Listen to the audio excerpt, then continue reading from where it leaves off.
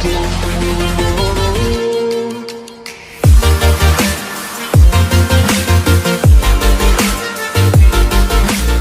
Friends, welcome. My self Neetu. आज हम करेंगे जीके के कुछ एमसीक्यू क्वेश्चन जो कि आपके हर टाइप के कॉम्पिटेटिव एग्जाम में आपको काम आ सकते हैं। कोई भी इस वीडियो को आराम से देख सकता है, तो इसलिए आपको अगर पसंद आती है तो इस वीडियो को शेयर भी कर सकते हो और लाइक भी जरूर करके जाइएगा, ठीक है। तो चलिए सीधा टॉपिक की बात करते हैं। पहला क्वेश्चन हमारा, इसमें मैंने आपको 25 क्वेश्चन जो है कराए हैं, ठीक है। और मैं ज़्यादा बड़ी वीडियो नहीं करना चाहती थी, ज़्यादा बड़े क्वेश्चन ज़्यादा क्वेश्चन नहीं करेंगे, क्योंकि हम थोड़े से करेंगे लेकिन अच्छे से याद हो पाएंगे, क्योंकि ज़्यादा चीज़ें आपको कंफ्यूज कर देंगी। तो सिर्फ 25 क्वेश्चन को ही यहाँ पे हम अटेम्प्ट करेंगे, ठीक है। पहला क्वेश्चन है, on what date is the Hindi Diwas celebrated, यानी कि कौन सी तारीख को जो है वो हिंदी दिवस को सेलिब्रेट किया जाता है। आपको पता होगा हिंदी दिवस मनाते हैं हम लोग, ठीक है। तो कौन सी डेट को मनाया जाता है। ऑप्शन है 1 मई, 8 अक्टूबर, 7 सितंबर और 14 सितंबर, ठीक है। तो बताइए कि हमारा हिंदी दिवस जो है कौन से तारीख को मनाया जाता है। हमारा इसका राइट आंसर हो जाएगा ऑप्शन नंबर डी, यानी कि 14 सितंबर को जो है, लिखा है कि 14 सितंबर को हिंदी दिवस जो है हमारा मनाया जाता है, ठीक है। उसके बाद नेक्स्ट क्वेश्चन है, to break the ice is, यानी कि ये जो कहावत है टू ब्रेक द आइस, इसका मतलब क्या होता है। जैसे आपको कई मुहावरे का मतलब पूछते हैं ना, कहावत का मतलब पूछते हैं, लोकोक्तियां कुछ आती हैं, तो यहाँ पर इंग्लिश में दे के रखा है to break the ice is, यानी कि जो है इसका मतलब क्या है। तो पहला ऑप्शन है a strong man to start squirrel, फिर आता है to break the awkward silence, और फिर तीसरा ऑप्शन है टू बिकम वॉयलेंट, और फोर्थ ऑप्शन है टू क्रिएट नॉइसेंस, ठीक है। नॉइस जो भी हम कर सकते हैं, ठीक है। तो इसका जो हमारा राइट आंसर होगा वो होगा ऑप्शन नंबर 2, यानी कि ये कह रहे हैं कि बर्फ का तोड़ना, जैसे बोलते हैं ना बर्फ को तोड़ दिया, मतलब ये है कि बंदे ने अपना जो भी चुप बैठा हुआ था उसने अपना चुपपना छोड़ दिया और वो बोलने लगा। उसने अपना जो वो बैठते हैं ना कि चुपचाप बैठा है और कुछ नहीं बोल रहा था, लेकिन अचानक से वो बोलने उठा, ठीक है। तो टू ब्रेक द आइस का मतलब होता है हमारा to break the awkward silence, ठीक है। साइलेंस को उसने तोड़ दिया। उसके बाद नेक्स्ट क्वेश्चन है, who is called Shakespeare of India, यानी कि किसको भारत का शेक्सपियर कहा जाता है। मोस्ट इंपॉर्टेंट क्वेश्चन है, आपको हर कहीं देखोगे ना मिल जाएगा क्वेश्चन, पता नहीं क्या प्यार है इस क्वेश्चन से। तो लिखा है कि who is called Shakespeare of India. Option है कबीरदास, फिर है कालिदास, तुलसीदास, और फोर्थ ऑप्शन है हमारा सूरदास। तो जो है आपको पता होना चाहिए कि जो हमारा भारत का शेक्सपियर किसको कहा जाता है, हमारे कालिदास जो है उनको भारत का शेक्सपियर कहा जाता है, ठीक है। उसके बाद आता है कि formal education is provided in, ठीक है। ये कह रहे हैं कि जो हमारी औपचारिक पढ़ाई होती है, एजुकेशन होती है, औपचारिक शिक्षा होती है, वो किसके द्वारा प्रोवाइड की जाती है, ठीक है। Formal education is provided in, ठीक है, घर में, ठीक है, समाज में, स्कूल में, या कॉरेस्पॉन्डिंग कोर्स में कराई जाती है। तो आपको पता होना चाहिए हमारी दो टाइप की एजुकेशन होती है, एक फॉर्मल होती है और इनफॉर्मल होती है। इनफॉर्मल हमको घर में दी जाती है, ठीक है, मदर फादर जो भी आपके ब्रदर सिस्टर जो भी होंगे, और फॉर्मल एजुकेशन हमेशा हमको जो है वो स्कूल में ही दी जाती है। तो ऑप्शन नंबर 3 इसका करेक्ट हो जाएगा।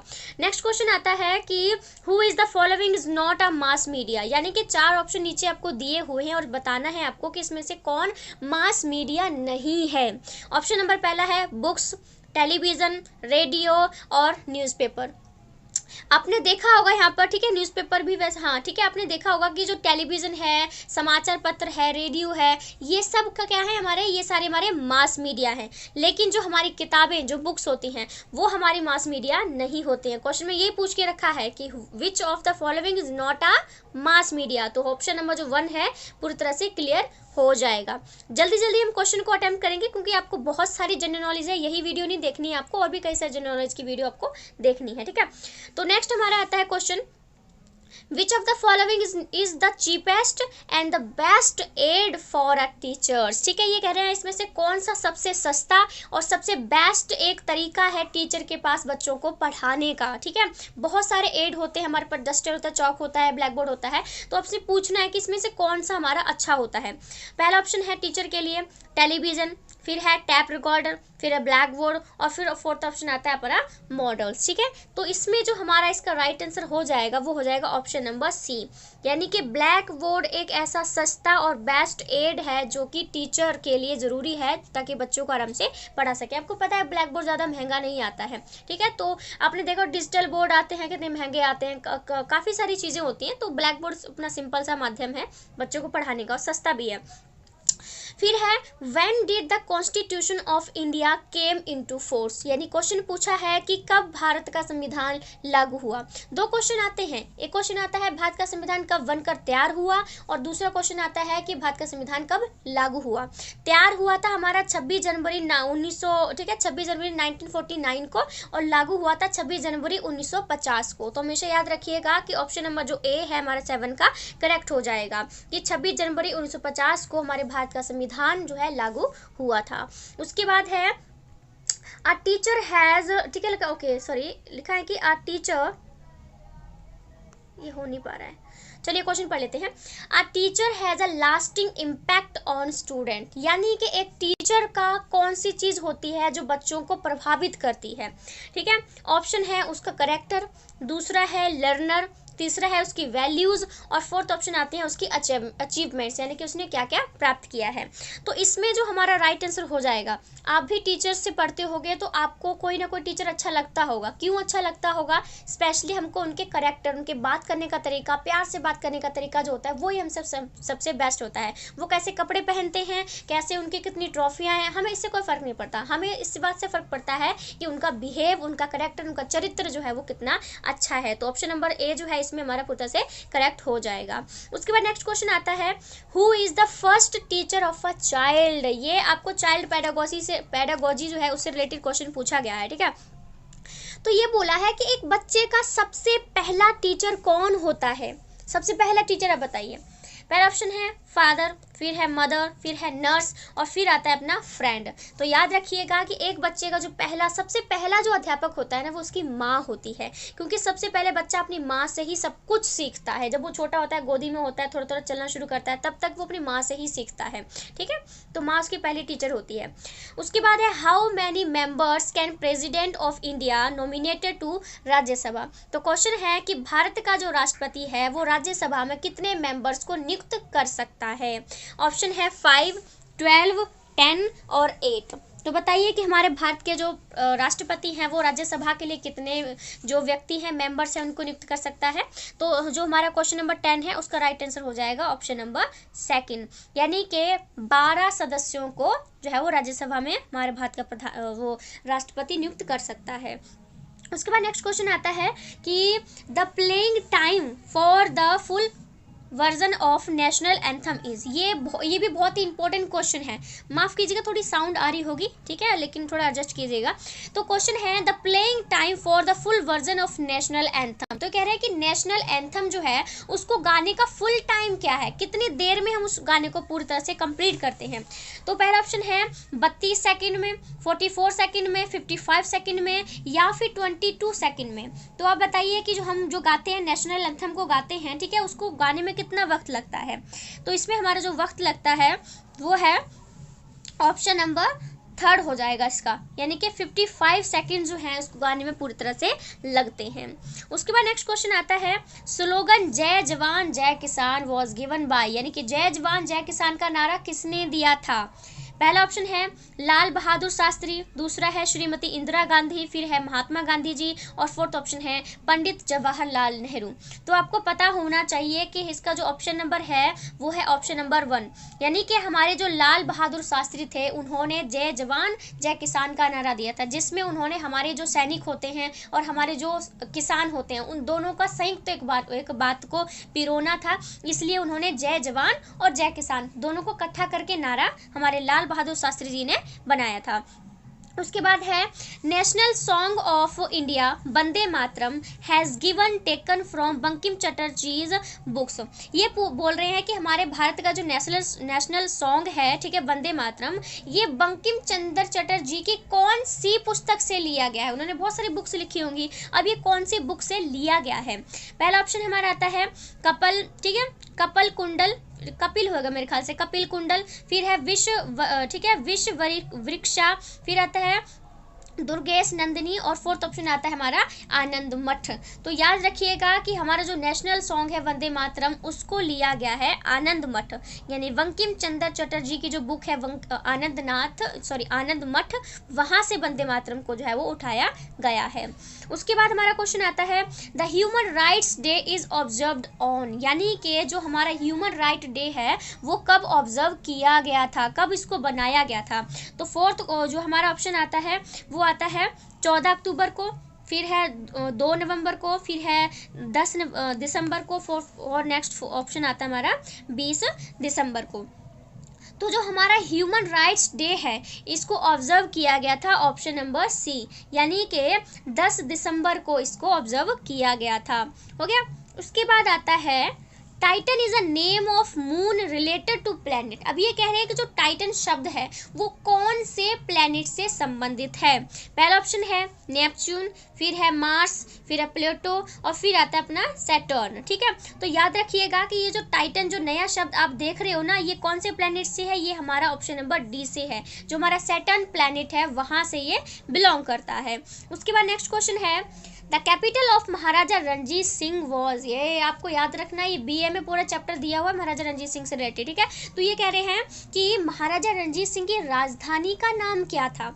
ऑप्शन है अमृतसर, फिर ऑप्शन 2 है लाहौर, तीसरा है हमारा सियालकोट, और फोर्थ ऑप्शन है अपना बटाला।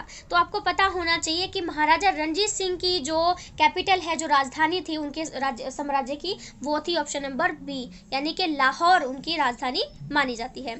उसके बाद हमारा आता है डेफिशिएंसी ऑफ विटामिन सी में रिजल्ट इन। अब ये कह रहे हैं कि विटामिन सी की कमी से कौन सा रोग होता है या फिर क्या प्रॉब्लम हो जाती है विटामिन सी की कमी की वजह से। तो ऑप्शन है वेरी वेरी, ठीक है, फिर आता है इसको बेरी बेरी, वैसे बेरी वेरी, वैसे इसको मेरे ख्याल से बेरी वेरी बोलना चाहिए। ठीक है, तो बेरी बेरी बोल सकते हो। फिर है नाइट ब्लाइंडनेस हो जाती है, उसके बाद स्कर्बी रोग हो जाता है, या फिर डर्मेटिटिक्स हो जाती है। तो आपको पता होना चाहिए कि विटामिन सी की वजह से जो हमारा बीमारी हो जाती है वो ऑप्शन नंबर सी, यानी कि स्कर्बी जो बीमारी है वो हमको शुरू हो जाती है विटामिन सी की कमी की वजह से।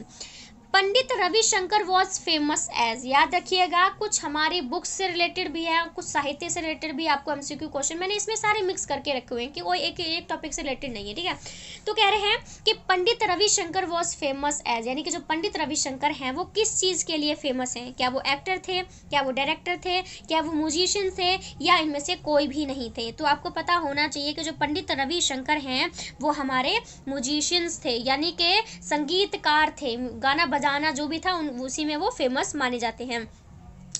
The first Indian women to climb in the Everest was, ये भी मोस्ट इंपॉर्टेंट क्वेश्चन है कि आपको तो पता है सबसे पहले मून पे जो है किसने कदम रखा था, नील आर्मस्ट्रांग उनका नाम था, 1969 में उन्होंने कदम रखा था। अब पूछ रहे हैं, ठीक है, वो तो हमारे चांद की बात बता दी मैंने, यहाँ एवरेस्ट की बात चल रही, सॉरी। ठीक है, तो यहाँ कह रहे हैं पहली भारतीय महिला कौन थी जिसने एवरेस्ट पर चढ़ाई की थी, मतलब ये मोस्ट इंपॉर्टेंट क्वेश्चन है। ऑप्शन नंबर है रूपाली रॉय, फिर है उज्ज्वला पाटिल, फिर है बचेंद्री पाल, और फोर्थ ऑप्शन है मेहर मूस। ठीक है, तो याद रखिएगा पहली भारतीय, स्पेशली भारतीय महिला जो एवरेस्ट पर चढ़ी थी वो थी हमारी, ठीक है, वो होंगे ऑप्शन नंबर सी, यानी कि बचेंद्री पाल भारतीय महिला पहली ऐसी थी जो कि एवरेस्ट पर चढ़ी थी। उसके बाद आता है, ठीक है, एक तो ये जूम भी नहीं हो रहा है, लिखा है कि who created the character Shakuntala. आपने देखा होगा शकुंतला के काफ़ी नाम फेमस है। ठीक है, तो ये कह रहे हैं कि जो शकुंतला नाम का एक करेक्टर है जो आपने चरित्र बनाया है उसको किसने क्रिएट किया है। पहला ऑप्शन है कालिदास, फिर है मुंशी प्रेमचंद, फिर है सूरदास, और फिर है कबीर। तो हमेशा याद रखिएगा कि शकुंतला जो करेक्टर है उसको किसने बनाया था, उसको बनाया था कालिदास जी ने। ठीक है, कालिदास ने शकुंतला जो करेक्टर उसको बनाया था। उसके बाद आता है in which year man set foot on the moon, जो मैं आपको बता चुकी थी कि कौन से साल में पहला मनुष्य जो थे उन्होंने कौन से साल में चांद पर कदम रखा था। तो ऑप्शन है 1961, फिर है 1969, 1965 या फिर 1971। तो हमारा इसका जो राइट आंसर हो जाएगा वो हो जाएगा ऑप्शन नंबर, ठीक है, बी हो जाएगा। 1969 में पहली बार एक मनुष्य ने जो है चांद पर कदम रखा था, ठीक है। उसके बाद हमारा क्वेश्चन आता है संतोष ट्रॉफी। ये खेल से संबंधित क्वेश्चन है कि संतोष ट्रॉफी इज रिलेटेड टू, यानी कि जो संतोष ट्रॉफी है वो किस खेल से संबंधित है। आपको बहुत सारी ट्रॉफी याद करनी पड़ेंगी, इसमें जवाहर ट्रॉफी भी है, इसमें द्रोणाचार्य ट्रॉफी भी आएगी, और भी कई सारे जो फेमस लोग हैं उनके नाम पर ट्रॉफियाँ रखी गई हैं। तो यहाँ पर संतोष ट्रॉफी के बारे में पूछा है। तो ऑप्शन नंबर है नेशनल बिलियर्ड चैंपियनशिप से है, national football championship, junior national kabaddi championship, फिर आता है नेशनल वुमेन्स हॉकी चैंपियनशिप, ठीक है। तो याद रखिएगा कि जो संतोष ट्रॉफी है वो हमारी रिलेटेड है ऑप्शन नंबर बी, यानी कि नेशनल फुटबॉल चैंपियनशिप जो है उससे हमारी नेशनल ट्रॉफी संबंधित है। उसके बाद है वाटर इज कंपोज्ड ऑफ, ठीक है। याद रखना कि जो वाटर है वो किस चीज से कंपोज्ड हुआ है। तो पहला ऑप्शन है हाइड्रोजन एंड ऑक्सीजन, फिर है nitrogen and hydrogen, carbon dioxide and oxygen, और फिर है हमारा हाइड्रोजन एंड कार्बन डाइऑक्साइड। तो हमेशा याद रखिएगा कि जो वाटर है वो हमारा किससे कंपोज है, वो हमारा ऑप्शन नंबर ए से है, यानी कि हाइड्रोजन एंड ऑक्सीजन से ये वाटर हमारा कंपोज हुआ है, बना हुआ होता है, ठीक है। उसके बाद है स्वामी दयानंद सरस्वती फाउंडर, यानी कि आपको पता होना चाहिए कि स्वामी दयानंद सरस्वती जी जो है उन्होंने कौन से समाज की स्थापना की थी। तो ऑप्शन है हमारा आर्य समाज, फिर है सनातन धर्म, फिर है रामकृष्ण मिशन, और फिर फोर्थ ऑप्शन आता है हमारा ब्रह्मो समाज। तो हमेशा याद रखिएगा कि हमारा जो इसका ऑप्शन है वो है, ठीक है। याद रखना कि स्वामी दयानंद सरस्वती जी ने जो है वो आर्य समाज की स्थापना की थी। ब्रह्म समाज की स्थापना जो है वो राजा राम मोहन रॉय ने की थी। ऐसे बहुत सारे समाज है जिनके बारे में भी आपसे क्वेश्चन पूछे जा सकते हैं। अगर आपको चाहते हो कि मैं उनके बारे में सारी वीडियो बना के दे दूँ तो आप मुझे कमेंट करके बता जो है सकते हो। मैंने जो है वैसे नेशनल मूवमेंट पे बहुत सारे वीडियोस बना के अपलोड किए, जिसमें ब्रह्म समाज, आर्य समाज, कृष्ण मिशन समाज, ऐसे बहुत सारे समाजों के बारे में है जिससे आपको बहुत नॉलेज की ज़रूरत है, क्योंकि वो आपके जीके में आएंगे। आप किसी भी कॉम्पिटेटिव एग्जाम की तैयारी करो, आपको उसमें ये टॉपिक जरूर आएगा। तो मेरी वो वीडियोस आपको देख सकते हो, तो आपको सारा कुछ जानकारी, कब बनाया था, किसने बनाया था, कौन से उद्देश्य थे, कब खत्म हुआ था, वगैरह वगैरह सब आपको पता लग जाएगा। तो इस प्रकार से इस वीडियो में हम सिर्फ और सिर्फ 25 क्वेश्चन को ही अटेम्प्ट करेंगे। आप एक काम जरूर करना, इस वीडियो को एक बार जरूर देखना, 2 बार वीडियो को देखोगे तो आपको खुद ब खुद क्वेश्चन जो है याद हो जाएंगे, ठीक है। अगर आपको वीडियो अच्छी लगती है तो प्लीज़ लाइक, शेयर और सब्सक्राइब जरूर करना मेरे चैनल को, ताकि आपको हेल्प हो सके। आपको अच्छा लगता है तो मुझे कमेंट के जरूर बताना, और अच्छा लगता है तो लाइक भी कीजिएगा और अपने फ्रेंड्स में शेयर कर दीजिएगा। शेयर करने का मतलब ये है कि व्हाट्सएप के स्टेटस पे लगा दिया, फेसबुक पे, ट्विटर, इंस्टाग्राम पे, स्टोरीज पे पा दिया तो आपको चल जाएगा, ठीक है। तो आप मेरी वीडियो को इस तरह से शेयर भी कर सकते हैं। दूसरे फ्रेंड्स को बताइए कि आप इस तरह से MCQ क्वेश्चन जो है वो देखते हो, ठीक है। तो thank you so much friends, thank you.